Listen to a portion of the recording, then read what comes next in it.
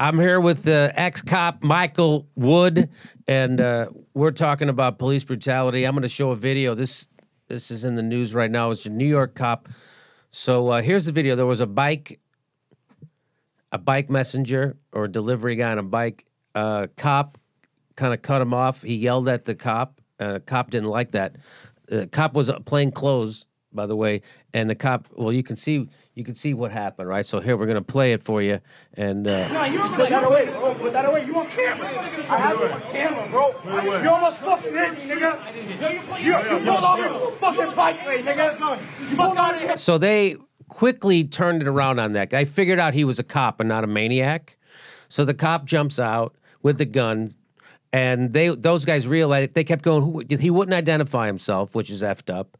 And then they realized he is a cop. And by the way, first mistake, never pull a gun if you're not going to use it. Never pull, right? Am I wrong about this? It's the first safety rule of any weapon is you never point your weapon at anything you do not intend to shoot. Treat every weapon as if it were loaded. Push your weapon safe in direction at all times. These are fire weapons safety 101. Okay, and so that was like he was like a I don't know, like a juvenile, right? Doing that, coming out with your gun. Why would you pull a gun out in broad daylight if you're not going to use it, right? Because it's a source of power. Yes, yeah. I mean, this is it's psychology 101 as well. You know, without that, he feels inferior. Yes, so obviously. That's why he also needs that, and he's so ingrained into the culture because without that, it's actually his identity. And a lot of cops are that way. I think it's why they have high suicide rate. It's why they die soon after retiring, is because they feel like they have lost who they are. And so why would you ever snitch or tear down the wall of what your actual identity is? My grandpa died 2 years after he retired. Yeah. My dad, on the other hand, who is dead inside. Well, death comes on many levels, I suppose. My dad, who was dead inside, still alive 30 years after he retired. He has been retired longer than I've been a comedian. That is unfrickin' believable. I'm already going into my second phase of my comedy. I mean, I already had a whole career. He's still retired and alive. Isn't that unbelievable? Good for him. There's a lot to be said to be shut off. He doesn't have to worry about his kid loving him or anything, I guess. So no, he doesn't. That's what I'm saying. He doesn't have that stress. A lot to be said for turning off your emotions.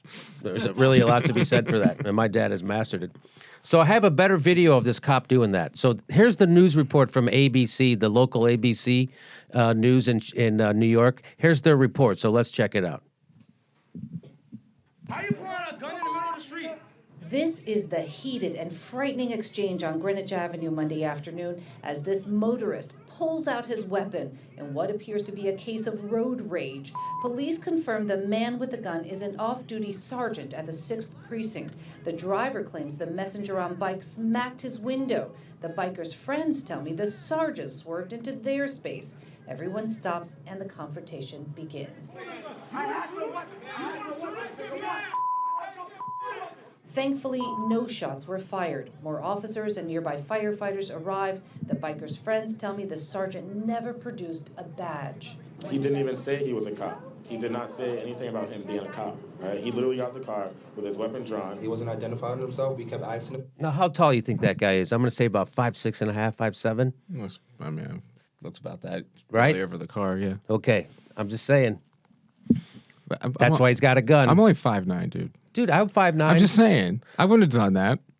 You would have done that? No way. No, I'm saying. So I'm saying. Okay. No, you're average height. That guy grew up short. I'm short now. I'm shorter than I used to be. I used to be 5'10". Now I'm much shorter. It's a true story. Anyway, but I know what it's like, right? So that's the two. There's two types of guys who become cop. Three. There's the people who are picked on, right? And then the people who were the bullies. So those two people, and then there's the third kind is you.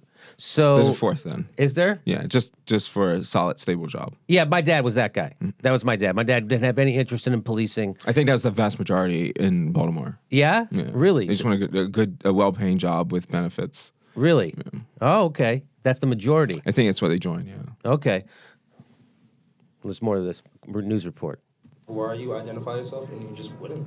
As word spread through the village that there was a gunman on the loose, a nearby elementary school was put into temporary lockdown. They put a frickin' school into lockdown over this maniac, right? This maniac, who's a sergeant, by the way. Supervisor. Instead of regular dismissal. Eventually, the sergeant was allowed to drive away. They let him go. While the biker was arrested. Bam! Here, do you want to hear what they said he did? Here's what. Officials claim he had an 8-inch ice pick, which he used to lunge at the sergeant, except no such weapon was found. Authorities say another biker took it. The bikers argue that's a lie to justify pulling out his... So we all know that cop lied. We all know the guy's a maniac. We all know he just committed a crime. I'm going to guess multiple violations of code of conduct, and nothing happens to him. And you wonder why people don't respect the law. You wonder why people have disrespect. That's all that does is breed disrespect for the law, because that's unequal enforcement, which, by the way, is unconstitutional. And they're doing it in broad daylight. They arrest the freaking guy on a bike. This guy had to shut down a school. Go ahead. No, I mean, what do you say? I don't know. It's like that evidence where you're going to probably have YouTube comments that tell you this doesn't happen. Yeah. It's right here. So what are we denying that? And what happens is the unions and everything will do everything they can to protect him, and the chiefs find every loophole they can to make an excuse of why they can't do anything. So doesn't that make them horrible people? Yes.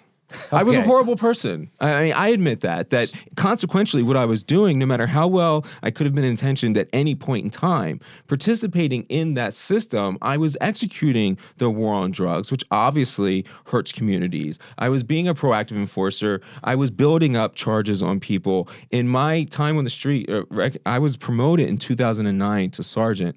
I only spent like 3.5 years on the street. So in that 3.5 years, I didn't arrest anybody as a supervisor, or at least I didn't do the paperwork for it. But so my name didn't go on it, or I had another officer write it. It was pretty rare that I made an arrest as a supervisor. And I arrested over 450 people. So I didn't know that. It was just life. But somebody, after I came out, tried to like discredit me by saying, look how I lock up all these black people, and they pulled up all the public records, which of course I locked up mostly black people. This is what I'm talking about is wrong, but I don't know what you were trying to prove.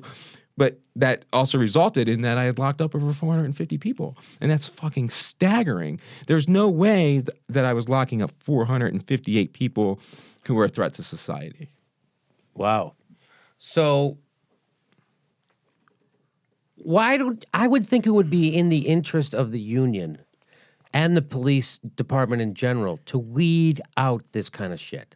Yeah, but the union fundamentally is like a company who has a fiscal responsibility, a fiduciary responsibility to turn a profit. The union is kind of like a defense attorney where they have to say it all the time is how they feel. Now, I agree with you, and I actually tried to be the FOP president in Baltimore. I was fighting this stuff a little bit on the inside beforehand. I didn't have all the pieces together yet, but I was recognizing a problem, and I wanted to fix it by being at least somebody that had slightly brown skin, being an FOP president, and I had a black vice president that we were going to try, but they used loopholes to make sure we didn't even get a chance to run.